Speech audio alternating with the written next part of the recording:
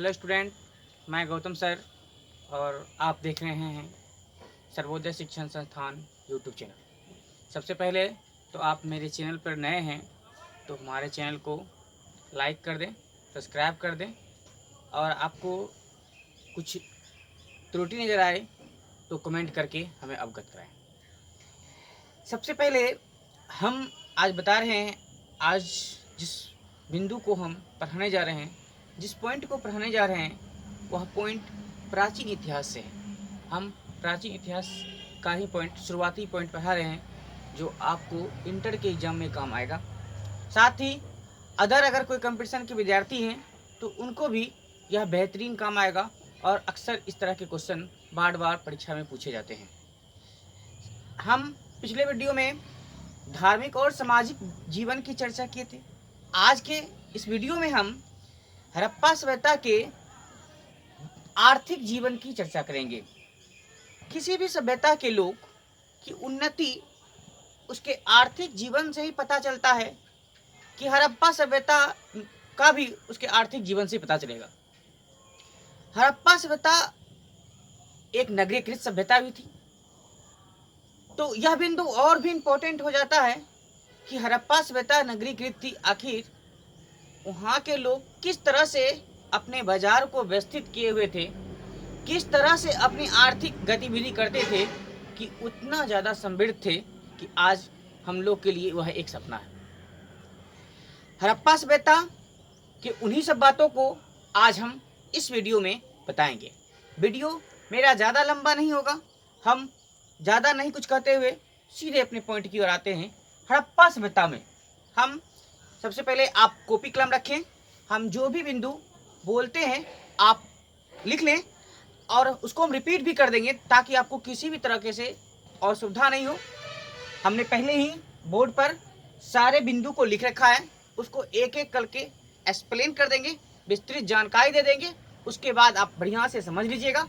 फिर आपके एग्जाम में जो क्वेश्चन पूछा जाएगा वो इस तरह से पूछा जाएगा कि हड़प्पा सभ्यता की आर्थिक जीवन के बारे में बताएं। अक्सर पूछता है परीक्षा में, हड़प्पा सभ्यता के आर्थिक और सामाजिक जीवन की विस्तृत जानकारी दी। दीर्घोत्तरीय क्वेश्चन में आता है। उस समय आपको यह 5 नंबर एकदम डिफिनेटली दिलाएगा।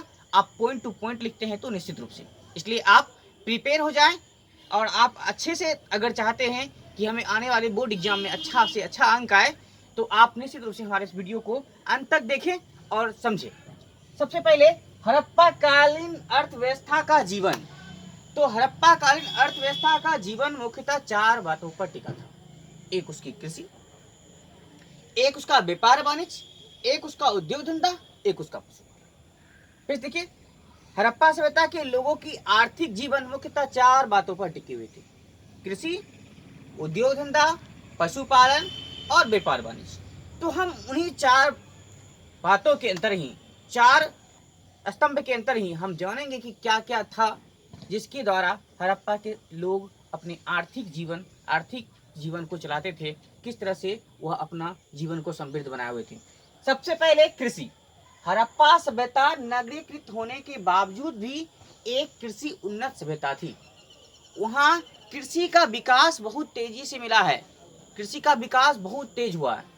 वहाँ पे इसका प्रमाण मिला है, कालीबंगन से जुती हुई खेत का साक्ष्य मिला है, जो इस बात की ओर संकेत करता है कि वो लोग संभवतः वर्ष में 2 फसल उपजाते थे, खरीफ और रबी। हड़प्पा का जो प्रमुख फसल था वो गेहूं, जौ, चना, मसूर। जबकि चावल के प्रमाण की बात करें तो इसके संबंध में विवाद है और यह सटीक इसका मतलब प्रमाण नहीं मिल पाया है। कहीं से भूसी का प्रमाण मिला है लेकिन सटीक नहीं मिला है, इसके लिए इस संबंध में विवाद है जो हमने अपने बता दिया। फिर से एक बार देख ले, हड़प्पा काल में कृषि। हड़प्पा कालीन अर्थव्यवस्था का एक प्रमुख आधार कृषि। हड़प्पा कालीन सभ्यता में नगरीकृत सभ्यता, हड़प्पा कालीन सभ्यता नगरीकृत सभ्यता होने के बावजूद कृषि उन्नत सभ्यता थी। कालीबंगन से जुटी हुई खेत का साक्ष्य मिला है, जो इस बात की ओर संकेत करता है कि ये लोग वर्ष में संभवतः 2 फसल उपजाते थे।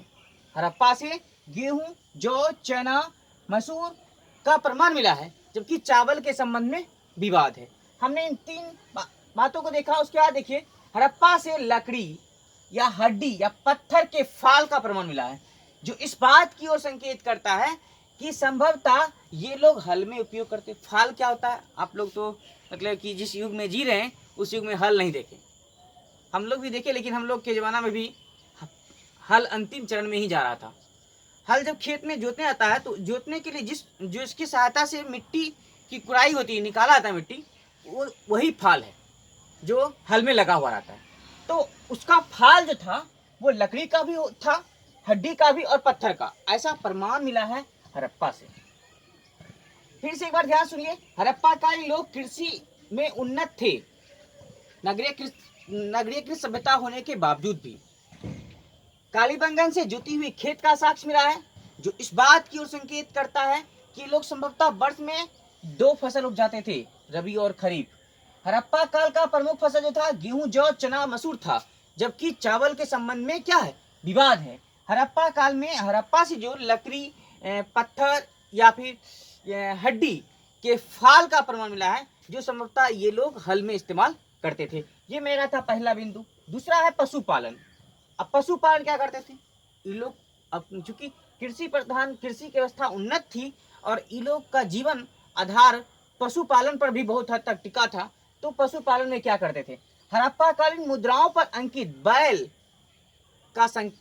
का आकृति इस बात की ओर संकेत करता है कि यहाँ के लोगों का मुख्य जानवर जो था वो बैल था।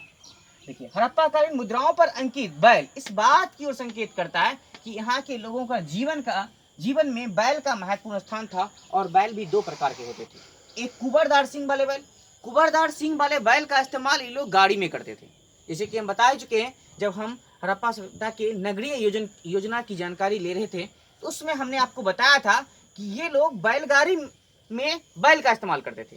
तो जो बैलगाड़ी में बैल का इस्तेमाल होता था, वह बैल जो कुबरदार होता था, इसकी पीठ पर कुबर होता था जो काफी गद्देदार होता था, जिससे क्या होता है कि वो आसानी से मतलब कि बैल को खींच सकता था, और उसके सींग भी बड़े बड़े होते थे।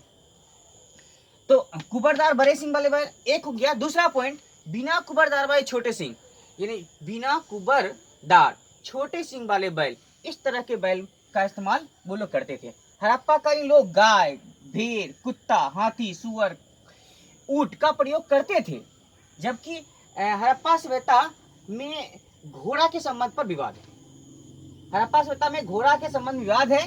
गुजरात में सूत कोटरा से हालांकि घोड़ा की हड्डी का प्रमाण मिला है, फिर भी इस संबंध में विवाद है। प्रमाणिकता के तौर पर अभी कुछ नहीं कहा जाता है कि हड़प्पा सभ्यता के लोग घोड़ा का इस्तेमाल करते थे, इसलिए घोड़ा का इस्तेमाल परीक्षा में भी क्वेश्चन पूछा जाता है तो आप कहेगा हड़प्पा सभ्यता में लोग घोड़ा का इस्तेमाल नहीं करते थे, क्योंकि इसके संबंध में विवाद है।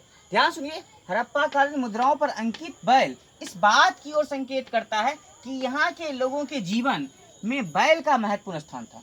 2 प्रकार के बैल होते थे, एक कुबर वाले जिसका इस्तेमाल गाड़ी में होता था, एक बिना कुबर वाले जो संभवतः खेत का हल जोतने में होता होगा। हड़प्पा सभ्यता में लोग गाय, भेड़, कुत्ता, हाथी, सुअर और ऊंट का प्रयोग करते थे, जबकि घोड़ा के संबंध में विवाद है।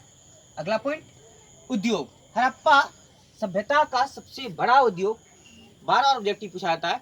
हड़प्पा सभ्यता का सबसे बड़ा उद्योग जो था मृदभान था, मृदभान। हड़प्पा सभ्यता का सबसे बड़ा उद्योग मृदभान। इस काल में वस्त्र निर्माण उद्योग की भी चर्चा मिलती है, जिसका प्रमाण आप मोहनजोदड़ो से प्राप्त सूती वस्त्र से जान सकते हैं, समझ सकते हैं। इस काल में वस्त्र निर्माण उद्योग की भी चर्चा मिलती है, जिसका की प्रमाण हम सूती वस्त्र प्राप्त हुई है मोहनजोदड़ो से, उससे समझ सकते हैं।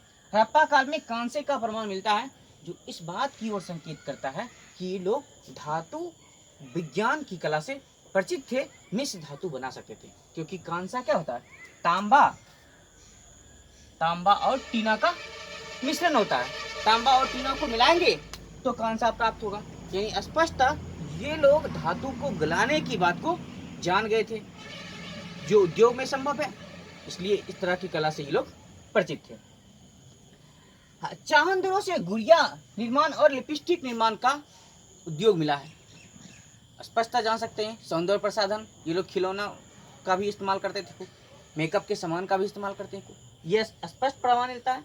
लोहा, यहाँ पर लोहा को छोड़कर सभी धातु का प्रमाण मिलता है, इसलिए परीक्षा में क्वेश्चन पूछा जाता है कि सिंधु निवासी को किस धातु का ज्ञान नहीं था, हड़प्पा कालीन सभ्यता में किस धातु का प्रयोग नहीं होता था, वो लोहा होगा। हड़प्पा सभ्यता में लोहा का प्रमाण नहीं मिला है। उसके अलावा और भी बहुत सारे जैसे चांदी, टीना, तांबा, कांसा, इस सब का प्रमाण मिला है। कहता हड़प्पा काल, अब अगला व्यापार से। हड़प्पा काल एक व्यापार प्रधान सभ्यता थी, पहले ही जान चुके हैं। हड़प्पा सभ्यता एक नगरीय सभ्यता थी, सबसे पहला वीडियो में आप देखे होंगे। और आप जानते हैं हड़प्पा सभ्यता एक नगरीयकृत सभ्यता थी। तो नगरीयकृत मतलब शहरी सभ्यता थी, शहर में व्यापार कार्य का महत्वपूर्ण स्थान होता है। तो स्पष्ट ही समझ सकते हैं हड़प्पा काल एक व्यापार प्रधान सभ्यता थी। और व्यापार दो तरह से होते हैं। सड़क का जो स्ट्रक्चर प्राप्त हुआ है उससे पता चलता है कि आंतरिक भाग में बैलगाड़ी और राजमार्ग की सहायता से, और बाह्य भाग में गोदीवाड़ा बंदरगाह की सहायता से व्यापार होता था।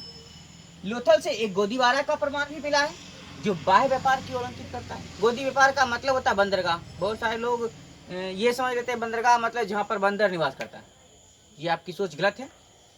गोदीवाड़ा का मतलब यानी बंदरगाह का मतलब जहाँ पर बड़े बड़े समुद्री जहाज लगते हैं। लोथल से एक नाव, एक बड़ा नाव का प्रमाण मिला है जो इस बात की ओर संकेत करता है कि यहाँ से विदेशी व्यापार होता था। क्योंकि समुद्र के किनारे गुजरात में लोथल पड़ता है, इसलिए इस बात की ओर संकेत करता है कि निश्चित रूप से ये लोग क्या विदेश से व्यापार करते थे। लोथल से गोदीवाड़ा का प्रमाण मिला है जो बाह्य व्यापार की ओर अंकित करता है। हड़प्पा सभ्यता में सबसे अधिक व्यापार मेसोपोटामिया के साथ हुई है। हम बता दिए हड़प्पा सभ्यता की समकालीन सभ्यता थी, मिस्र, चीन, मेसोपोटामिया सभ्यता थी, समकालीन थी, समकक्ष। तो बहुत सारे प्रमाण ये बताते हैं, इस बात की ओर अंकित करते हैं, या मेसोपोटामिया की मुद्राएं जो कि सिंधु घाटी सभ्यता में मिली है इस बात की ओर इंगित करती है कि ये लोग इस लोग का मेसोपोटामिया के साथ बहुत ही गहरा व्यापार था और ये लोग बहुत अमीर थे। पहला बात, हड़प्पा सभ्यता में सबसे अधिक व्यापार मेसोपोटामिया के साथ होता था। कहता सूतकोटरा में तराजू का प्रमाण मिला है। तराजू, इसका मतलब ये लोग जैसे व्यापार करते होंगे तो ये लोग किसी भी चीज को मापते कैसे होंगे, तो तराजू मिला है। ऐसे ये लोग अपने वजन नापने में 16 के गुनज का इस्तेमाल करते थे।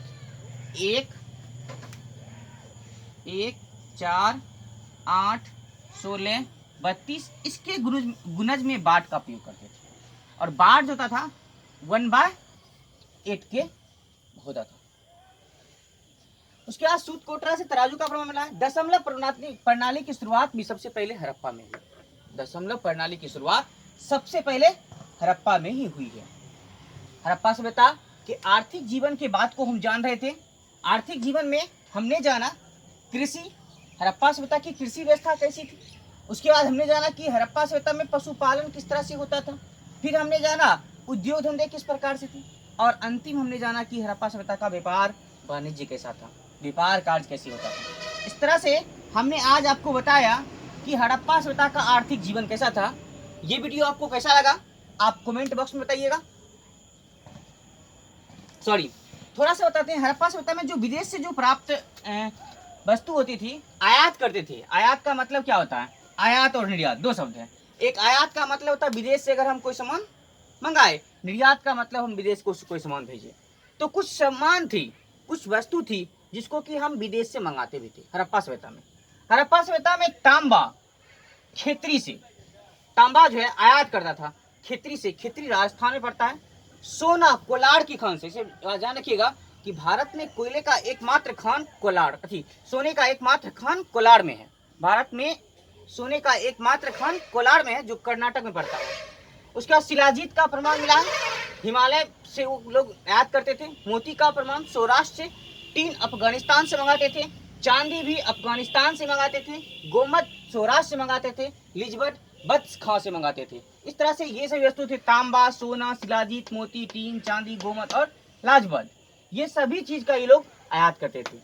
अब आर्थिक जीवन का बिंदु आपको यही खत्म हुआ। आपको यह वीडियो कैसा लगा आप हमें कमेंट बॉक्स में लिखकर जरूर बताइएगा। और आप अगर मेरे चैनल पर नए हैं तो मेरे चैनल को सब्सक्राइब कर दीजिएगा। धन्यवाद।